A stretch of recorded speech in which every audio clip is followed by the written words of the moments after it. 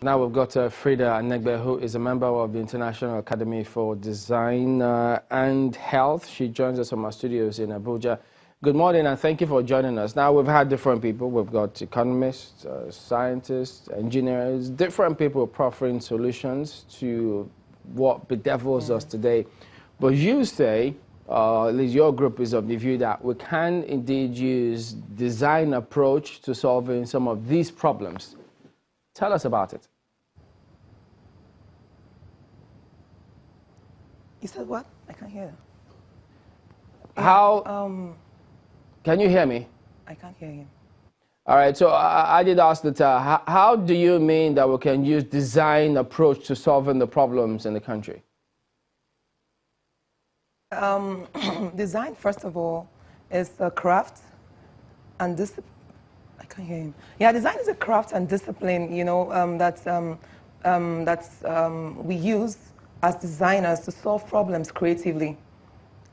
You know, so as a member of the International Academy and Academy for Design and Health, our focus is to encourage governments and the private sector and individuals to be more design conscious, to invest in sustainable and creative infrastructures. Yeah.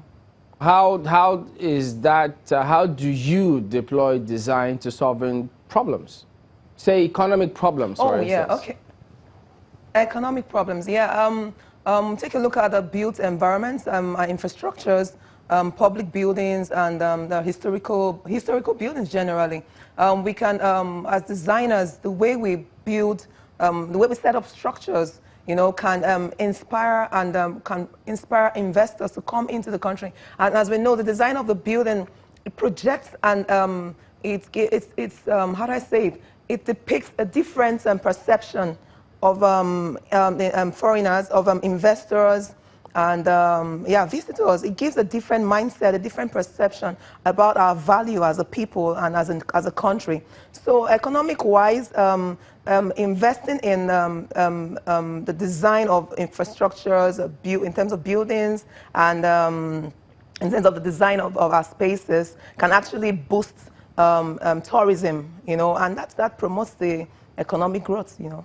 How far-reaching can this proposition of yours go? How far-reaching do you see it going in the entire, you know, nation? Are you talking just about the built-up urban areas or suburban areas, or what exactly is the focus?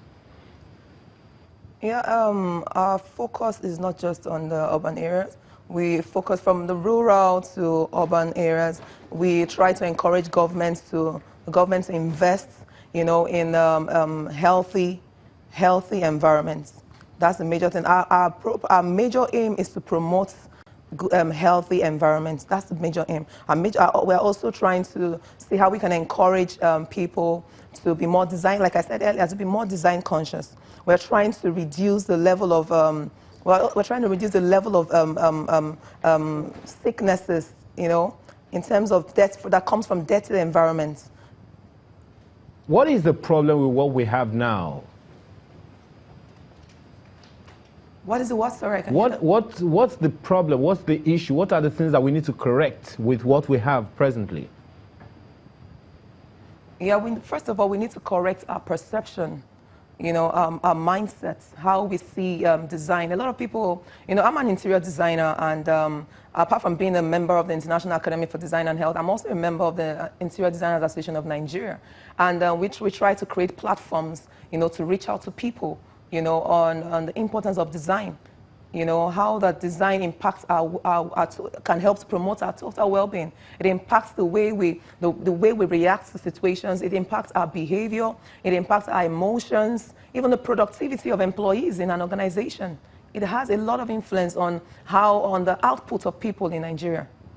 Has your, you know, association or agency group been successful in you know, convincing anyone whatsoever? Are there examples of areas or countries that have adopted this approach and solved problems either in health, economy, as it were?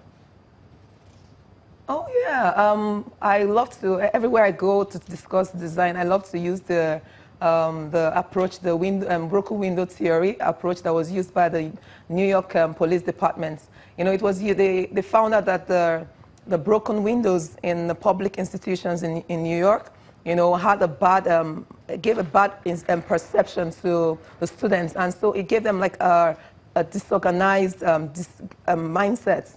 You know, made them they had this perception that that things were not okay. You know, that increased the level of crime in New York, and so to curb crime, the New York State Police Department had to, you know, they invited a designer who, you know, came up with a theory, the broken window theory, and that was used to curb crime in New York, in America. You know, and there are different developed nations have used design as an approach to solve various kind of problems, from health problems, even to rehabilitation of prisoners. You know, there have been instances where, in fact, there are theories, you know, that have come up where they said the windows of cellmates that were facing the forest or facing trees, you know, helps reduce the level of sickness amongst the cellmates, you know, among inmates in prisons. You know, we can actually use design to reduce the crime in our society. We can use design to